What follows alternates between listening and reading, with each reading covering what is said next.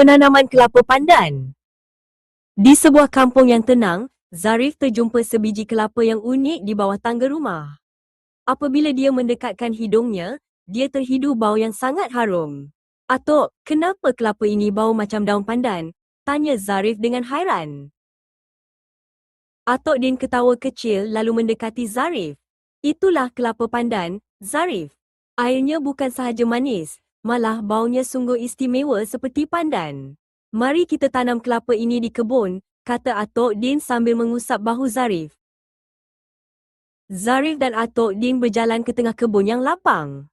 Atuk Din memilih satu tempat yang mendapat banyak cahaya matahari. "Pokok perlukan cahaya untuk membesar dengan kuat," jelas Atuk Din kepada Zarif. Zarif mula menggali lubang menggunakan pencakar tanah kecil miliknya. Dia bekerja keras sehingga tanah itu berlubang. Atuk Din memerhati dari tepi sambil memberikan kata-kata semangat kepada cucunya yang rajin itu.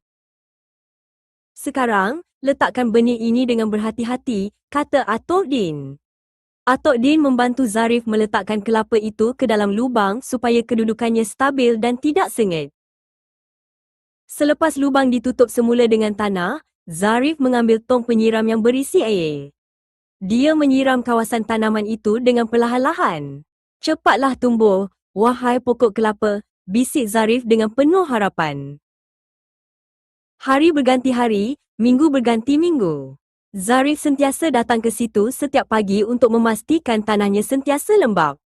Dia duduk di tepi kawasan tanaman itu sambil membayangkan pokoknya tumbuh tinggi ke langit.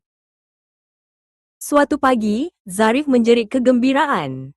"Atuk, Atuk, lihat ini." Dari dalam tanah, sehelai pucuk hijau yang kecil dan tajam mula muncul.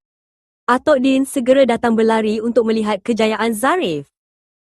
Pokok kelapa pandan itu semakin hari semakin tinggi. Zarif mengambil sebatang kayu pengukur untuk melihat berapa tingginya hari ini.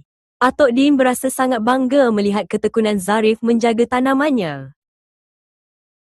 Kini, pokok itu sudah menjadi anak pokok yang kuat. Zarif dan Atuk Din berdiri di bawah sinaran matahari sambil menghidup udara di sekitar pokok itu yang mula berbau harum. "Terima kasih Atuk kerana mengajar saya menanam," kata Zarif dengan gembira.